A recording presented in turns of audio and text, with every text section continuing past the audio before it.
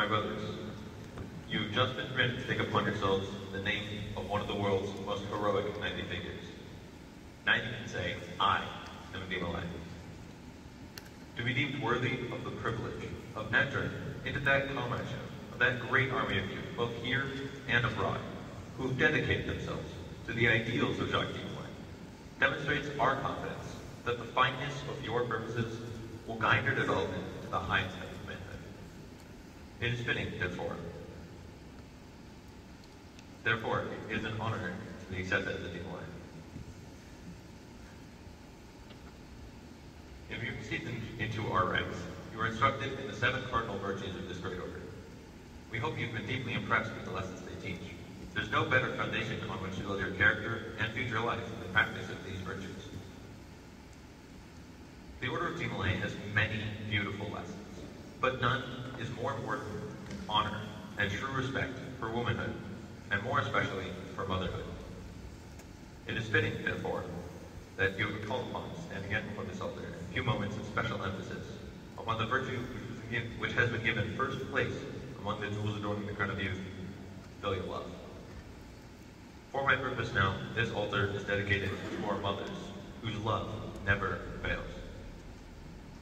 You may rise to positions of great influence in political, commercial, or professional life, but you can never reach the heights of your mother's secret hopes for you. You may sink to the lowest depths of infamy and degradation, but never below the reach of her love. The memory of it will always stir your heart. There is no man so entirely base, so completely vile, so utterly low that he does not hold in his heart a shrine, sacred and apart, for the memory of his mother's love. Were it to draw you a picture of love divine, it would not be that of a stately angel with a form that is full of grace, but a tired, toil-worn mother with a grave and tender face.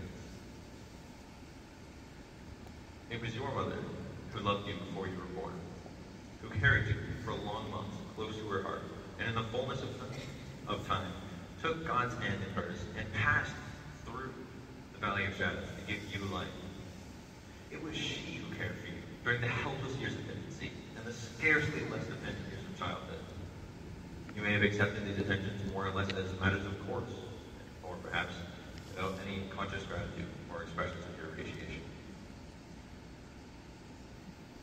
You are rapidly approaching the time in life in which you will be entirely independent of your mother.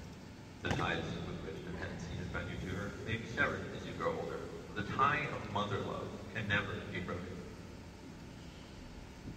Thinking back upon the years of your life when you've reached the threshold of manhood, your mother might well say, in the words of the poet, "My body fed your body, son, but bird's the swift thing compared to 1 and 20 years of feeding you with spirit's tears. I could not make your mind and soul, but my glad hands have kept you whole. Your groping hands bound me to life with ruthless bands, and all my living became a prayer, while all my days built up a stair, for your young feet that trod behind, that you in aspiring way should find. Think you that life can give you pain which does not stab in me again? Think you that life can bring you shame which does not make my pride go lame? And you can do no evil thing which sears not me with poison sting. Because of all that I have done, remember me in life, O son. Keep that proud body fine and fair. My life is monumented there. For my life, make no woman weep.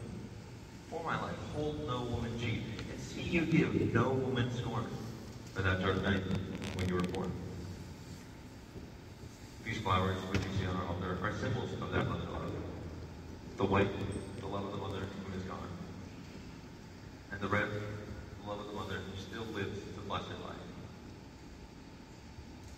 Far in the dim recesses of her heart, where all is hushed and still, she keeps a shrine. 'Tis here she kneels in prayer, while from above the long shafts of light upon her shine. Her heart is flower fragrant as she prays, a quiver like a candle flame. Each prayer takes wing to bless the world she works with, to leave the radiance of the candles there. We want each of you to take a flower from this altar. If your mother passed over to the other shore, you will choose a white flower and keep it always sacred to remember. May the sight of it always quicken every tender memory of her and strengthen you anew in your efforts to be worthy of her hopes and aspirations for you. If your mother is living, you will choose a red flower. When you go home tonight, give it to your mother. Tell her it is our recognition of God's best gift to a man, his mother's love. Take her in your arms and tell her, Mother, I have learned a great lesson tonight. The ceremony will help me realize more fully how much you really mean to me. I'm going to try to show you daily how much I appreciate the love and care you give me. I'm going to try to repay you for all the sacrifices you've made. We want each of you to please take a red or white flower.